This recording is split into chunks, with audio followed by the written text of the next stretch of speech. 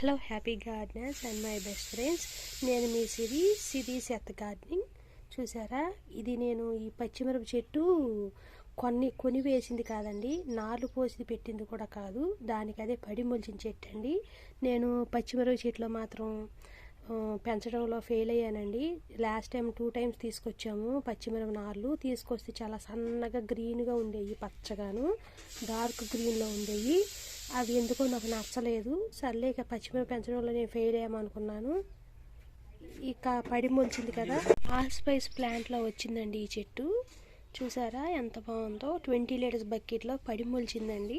సర్లే నాకు పచ్చిమిరప చెట్టే కదా అని చెప్పి నేను డౌట్ వచ్చి ఉంచేసాను. ఇంకా ఏకటి వెందుకులే అని చెప్పి నేను దీనిలోనే ఉంచేసాను. చూసారా ఎన్ని కాయలు వచ్చాయో, టోటల్గా 20 కాయలు వచ్చినాయండి. దీంతో నేను సాటిస్ఫై అయ్యాను అనమాట. అసలు ఎంత బాగున్నాయో, లావుగాను చాలా ఇదిగా ఉన్నాయండి. చాలా సంతృప్తిగా ఉందండి నాకు నిజంగా. మనం ఎంత జాగ్రత్తగా చూసినా సరే ఒక్కో చెట్టు సరిగ్గా కాయలు రాదు, కానీ ఇలా సడన్గా పడి మొలిచినవి మాత్రం ఎంత బాగా వచ్చినాయి చూసారా. నేను మళ్ళీ దీనికి ఎటువంటి ఆకుముడత రాలేదండి. ఏ పుల్ల మజ్జిగలు ఇట్లాంటివి ఏమీ నేను చేయలేదు. మామూలుగానే వాటరు ఇట్లాంటివి ఏ ఎరువులు అయితే ఇస్తున్నానో ఆ ఎరువులే ఇచ్చాను. చూసారా ఎలా వచ్చినాయో, ఇదిగోండి లావు లావు కాయలండి, బాగున్నాయి కదా. 20 కాయల దాకా వచ్చినాయండి మొత్తమును. నేను ఫుల్ సాటిస్ఫాక్షన్గా ఉన్నాను ఈ చెట్టుతో మాత్రం. ఇంకోటి ఉంది చూసారా, ఇక టమాటా చెట్టు అండి, టమాటా ప్లాంటు. ఇవి కూడా కొన్ని నేను సక్సెస్ అవ్వలేకపోయాను, అంటే పట్టించుకోలేదు టైం లేక నేను. అందువల్ల ఇది కూడా పడి మొలిచిందండి. కిచెన్ వేస్ట్ కంపోస్ట్ వేస్తాం కదా, దీంట్లో వేసిన తర్వాత ఇలా వచ్చింది. కాకపోతే చెట్టు బాగా క్రేపర్ అయిందండి. చెట్టు చూసారు ఎంత బాగా పాకేసిందో. మొత్తం ఇదంతా క్రేపరేనండి. మొత్తం ఇలా పాక్కుంటా వచ్చి పిందెల మీద ఉంది.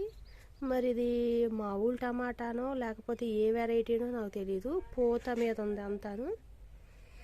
బాగుంది కదా, ఇలా ఎంత బాగుందో కాయలు. ఎప్పుడో పండుతాయో చూడాలి మరి. ఇంకా మరి నా వీడియో నచ్చిందా? వీడియో నచ్చితే ఛానల్ లైక్ చేసి సబ్స్క్రైబ్ చేసి షేర్ చేయండి. Thank you.